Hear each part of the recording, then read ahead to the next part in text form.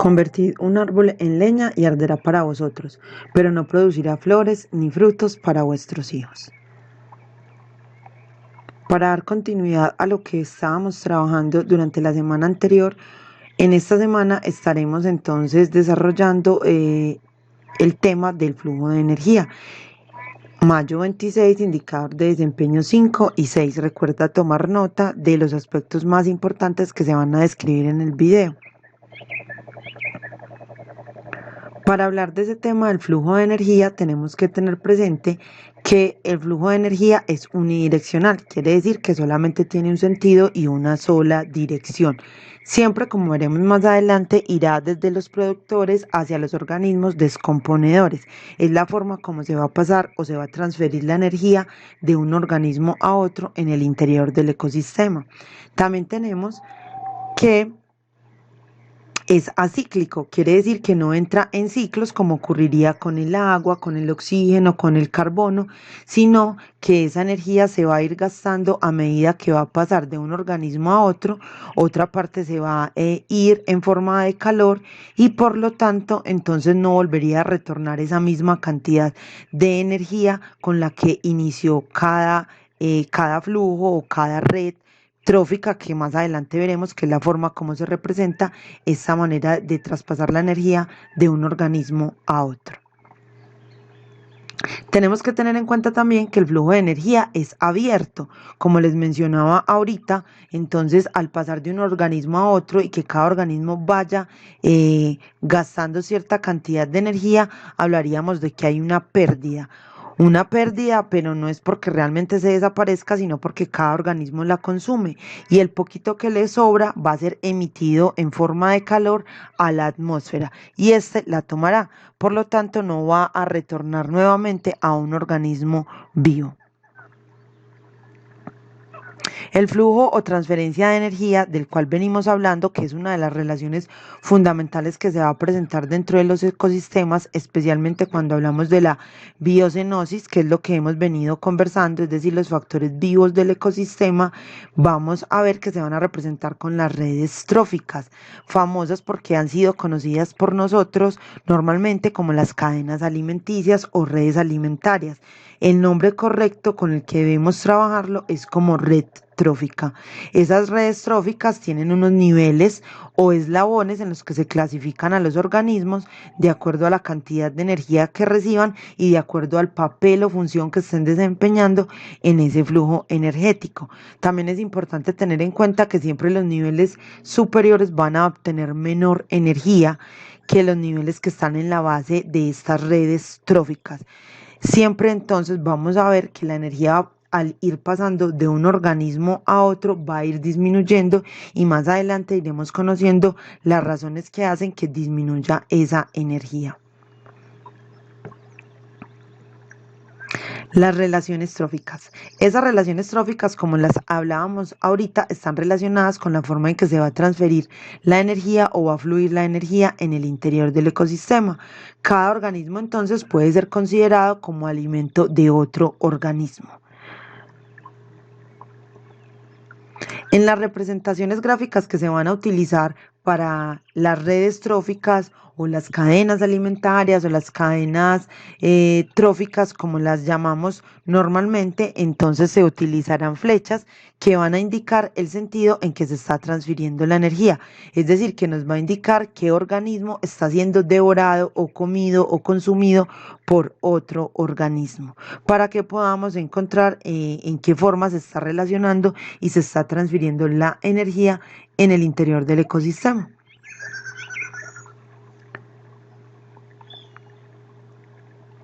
Como vimos en la imagen, el cocodrilo entonces se alimenta del sapo y el sapo a su vez se está alimentando de los insectos.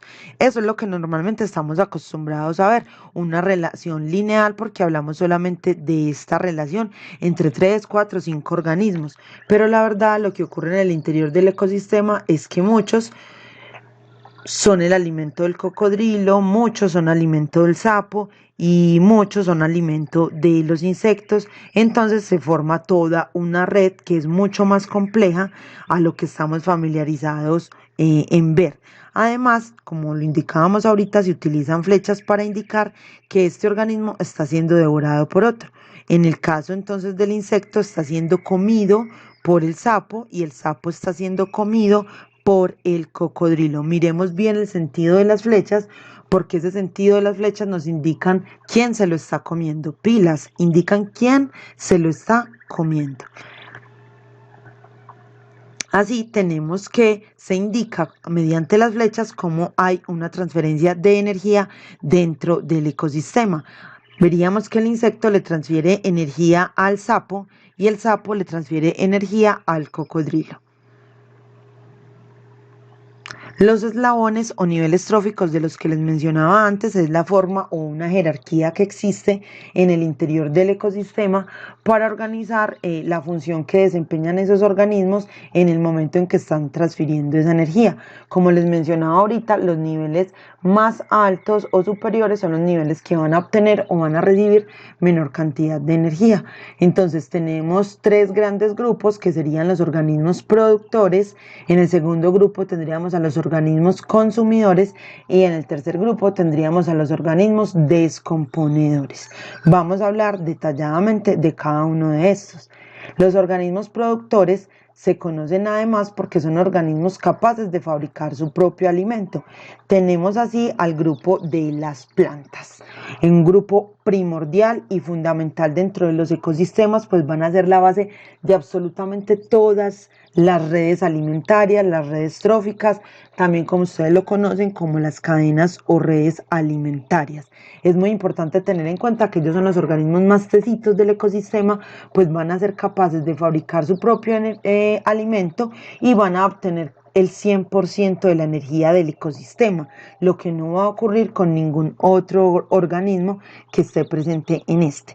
También se conocen con el nombre de autótrofos, precisamente por esa capacidad de producir su propio alimento. Autoproducen su alimento.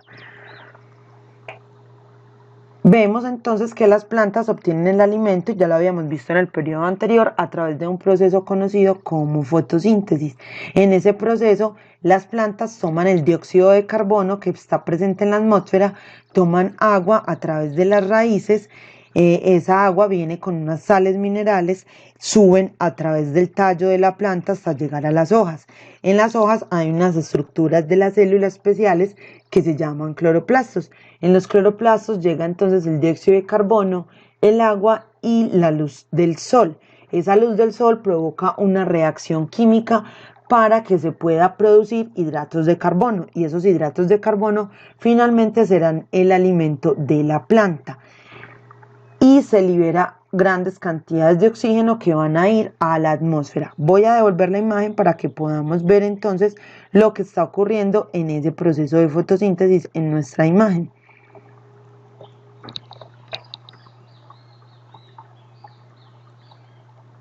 Acá podemos ver nuevamente entonces cómo la planta toma el agua, toma CO2, llega la radiación solar, forma los hidratos de carbono y libera oxígeno a la atmósfera.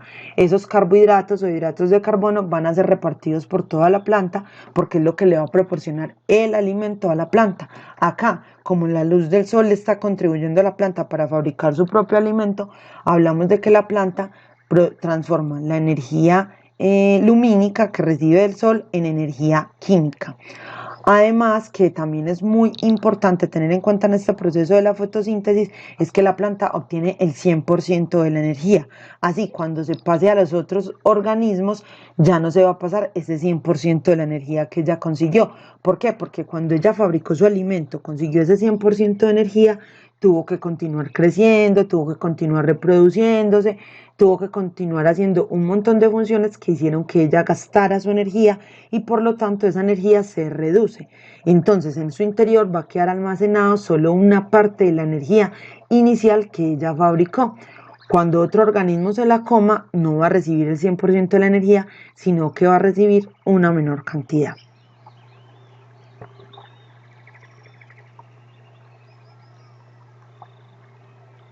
Recordemos entonces que las plantas van a ser los organismos más importantes dentro del ecosistema y van a ser la base de todas las redes tróficas. Así que si las plantas llegaran a desaparecer en cualquier momento del planeta, todas las redes tróficas desaparecerían y el ecosistema terminaría destruido y desequilibrado.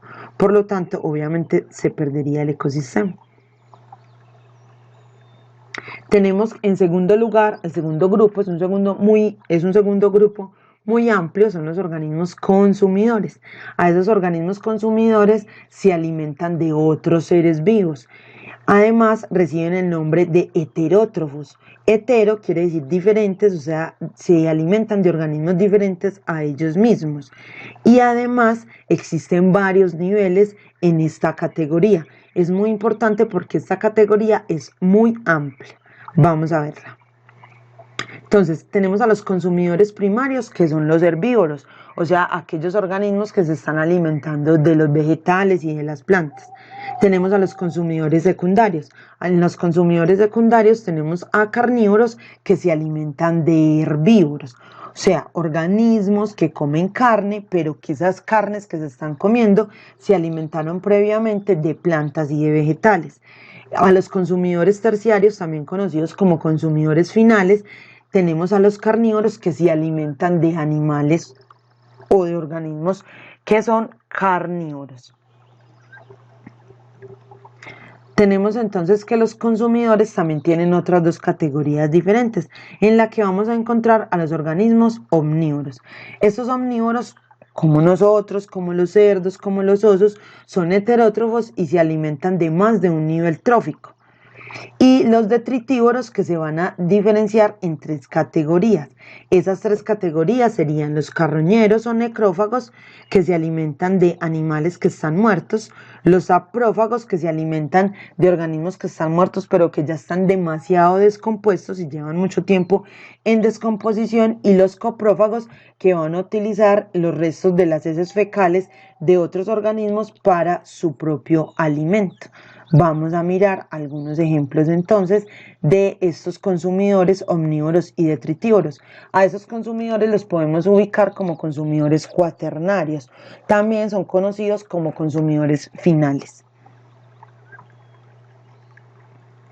Entonces, en los consumidores de primer nivel, como habíamos mencionado ahorita, tenemos a los herbívoros. Acá hay un ejemplo del caballo que está pastando. En consumidores de segundo nivel tenemos entonces a carnívoros que se alimentan de herbívoros. Vemos entonces a los leones alimentándose de cebras, y las cebras son animales herbívoros. Consumidores de tercer nivel. Vemos a un carnívoro que se alimenta de otro carnívoro, ya que esta especie también está capturando continuamente peces. Entonces hablaríamos de que ambos son carnívoros y un carnívoro se está comiendo al otro carnívoro. Tenemos a los carroñeros. A los carroñeros, en los carroñeros tenemos entonces conocidos las hienas. Las hienas son animales carroñeros. Cuando trabajan en manada ya habíamos hablado que pueden cazar, pero se aprovechan también cuando hay restos por ahí para ir a alimentarse de esos restos, para no desgastarse energéticamente capturando una presa. También vemos a los gallinazos.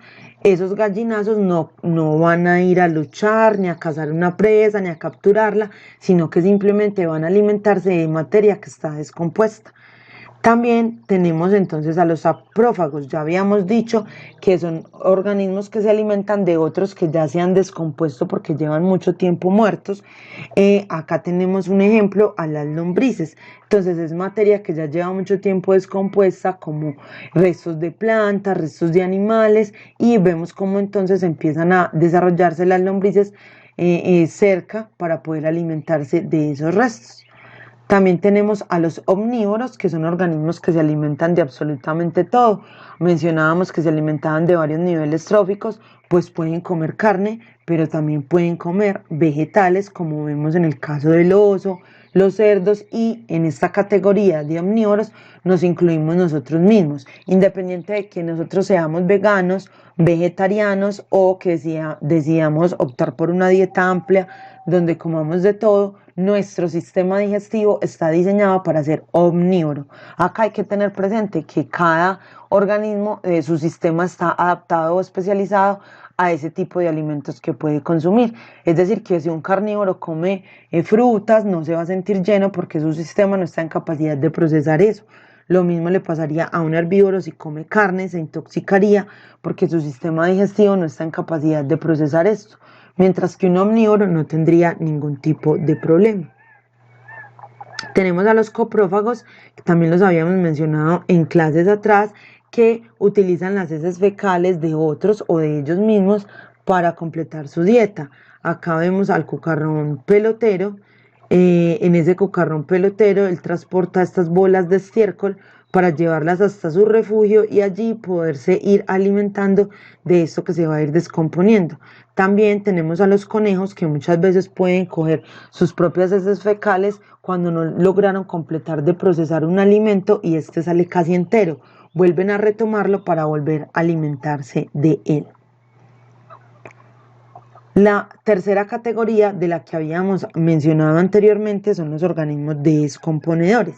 Estos organismos descomponedores, como su nombre lo indica, están descomponiendo, transforman materia orgánica en inorgánica para retornarla nuevamente al ecosistema.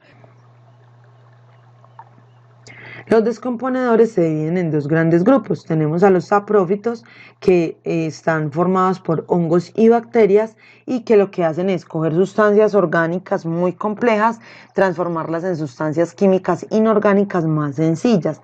Entonces es como si ellos lo alimentaran y en los desechos que sueltan o eliminan van a liberar sustancias que se van a retornar nuevamente al ecosistema. Y hay descomponedores mineralizadores, que se llaman bacterias quimiosintéticas, que lo que hacen es alimentarse de sustancias químicas, descomponerlas en sustancias más sencillas para poderlas retornar nuevamente al ecosistema, como ocurre con un tipo de bacterias especiales que son las bacterias nitrificantes. Toman compuestos de nitrógeno muy complejos para volverlos en sustancias químicas más sencillas y que las raíces de las plantas puedan tomarlos sin ningún problema. Acá vemos entonces ejemplo de algunos hongos. Existen muchísimos tipos de hongos, desde hongos grandes y multicelulares que se están entonces tomando la materia que está en descomposición en los ecosistemas, hasta hongos que son microscópicos. Entonces tendríamos que utilizar el microscopio para poderlos observar. Tenemos entonces a las bacterias. Las bacterias son un grupo muy diverso. Son los organismos supuestamente más sencillos porque hablamos de que están constituidos por una sola célula y esta lleva a cabo todas sus funciones, pero en la realidad va más allá porque son organismos que cumplen muchísimas funciones y que en realidad no son tan sencillos como están en el imaginario de las personas. Acá vemos algunos ejemplos de diferentes tipos de bacterias. Están entonces, ¿cómo vamos a representar el flujo de energía? Lo vamos a representar a través de pirámides. Estas pirámides, hay muchas formas de representarlo, uno de ellos sería esta. Estas pirámides tróficas nos muestran entonces la relación que hay entre los organismos en el ecosistema. Como vemos en la base de las pirámides vamos a tener a lo más importante, por eso es la que más espacio ocupa, la que más larga es, porque además es la base de toda la red trófica de ese ecosistema. Y tenemos a los organismos productores en primer lugar. Luego la energía que hacen los productores pasaría a los consumidores primarios. Los consumidores primarios pasarían esa energía a los consumidores secundarios. Los consumidores secundarios pasarían esa energía a los consumidores terciarios. Los consumidores terciarios pasarían la energía a los consumidores cuaternarios y los consumidores cuaternarios terminarían finalmente pasando esa energía a los organismos descomponedores. Acá voy a volverles a recordar, los productores obtienen el 100% de la energía, pero cuando pasan a los consumidores primarios solamente pasan el 10% de esa energía. Utilizaron un montón para crecer, para mantenerse con vida, para protegerse de los agentes externos que las pudieran dañar o de los depredadores, para poderse reproducir, para formar frutos, semillas. Se gastaron un montón de energía y solo dejaron almacenada una parte. Cuando viene el consumidor primario y se los come, entonces solo recibe una pequeña parte de la energía. Ahora, el consumidor primario tiene que continuar creciendo, tiene que movilizarse para poder ir a buscar su alimento, tiene que reproducirse, tiene que alimentar a sus crías y por lo tanto entonces gastaría otro porcentaje de esa energía y pasaría al siguiente nivel menor cantidad de energía. Finalmente llegaríamos a los organismos descomponedores, que son los que menos energía obtendrán en el ecosistema. Acá es la representación que siempre hemos tenido o estamos más familiarizados con esta, que es una pequeña red trófica de un ecosistema. Acá podemos ver cómo las flechas están entonces indicando las relaciones que se están estableciendo entre los organismos, es decir, quién es el alimento de quién. Voy a dar un ejemplo. La hierba, por ejemplo, que está en la parte inferior de acá, como la estamos viendo, la hierba es comida por el conejo, es comida por el saltamontes, es comida por el caracol. Recuerde que siempre la flecha está en esta dirección porque indica quién se la está comiendo. Entonces, si yo pienso en la hierba, ¿se la está comiendo quién? El conejo. Si yo pienso en el conejo se lo está comiendo el zorro. Si yo pienso, por ejemplo, en el caracol está siendo comido por el cuervo, el caracol está siendo comido por el lirón careto, el caracol está siendo comido por el ratón de campo. Entonces, pilas con esa forma en que tenemos que empezar a interpretar las redes tróficas. Como vemos, entonces un animal no se alimenta solo de un tipo de planta o de un solo tipo de especie, sino que va a tener una variedad muy amplia de alimentos. Entonces, por eso hablamos de que es una red trófica. Les queda como pregunta, según esa red trófica anterior, entonces el zorro, ¿de quién se alimenta? Deben de pensarlo y escribirlo en su cuaderno. No me lo tienen que enviar aún porque en la siguiente clase de Zoom lo vamos a socializar. El zorro, ¿de quién se alimenta? O sea, ¿quién? Miren la pregunta, vuelvo a mostrárselas. ¿De quién se alimenta el zorro? Es decir, el zorro a quién se está comiendo. Miremos al zorro acá, miren la imagen para que puedan apreciar los organismos que se come el zorro. El zorro se está comiendo a... Y escriben en su cuaderno solamente eso. El zorro se está comiendo a 2 puntos y ustedes escriben cuál es la respuesta. Obviamente no se las voy a dar, como les dije, luego la socializaremos. Vuelvo a recordarles que para la próxima semana, que es la clase del 2 de junio, necesitamos unos materiales. Porque vamos a desarrollar un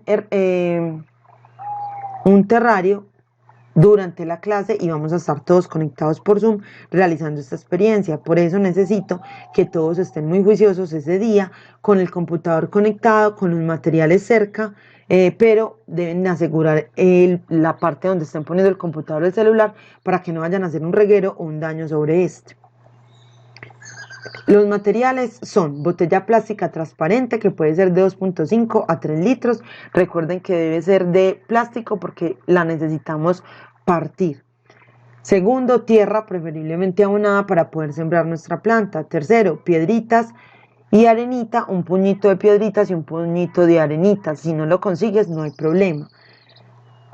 Debes también conseguir una matica no muy grande que te quepa en la botella. Piensa que la vamos a sembrar luego en el interior de la botella y vamos a sellar la botella. Entonces la planta no debe ser demasiado grande. Quinto, cinta transparente, pero si no tienes cinta transparente, sino que tienes cinta aislante o cinta de enmascarar, no hay problema. Y tijeras o bisturí para que podamos hacer el corte de la botella con mucha precaución para no irnos a cortar. Recuerda que entonces el 2 de junio nos vemos en Zoom con todos los materiales que vamos a necesitar para poder hacer nuestro terrario. Gracias y recuerda cuidarte mucho. Lávate las manos frecuentemente, al toser y estornudar, cúbrete la boca y nariz con el codo o con un pañuelo, mantén la distancia de seguridad recomendada, evita tocarte los ojos, la nariz y la boca y aumenta la limpieza de superficies que estén en contacto con manos en el hogar y en lugares públicos y mantén ventilado tu hogar y los espacios de trabajo. Chao, cuídate mucho.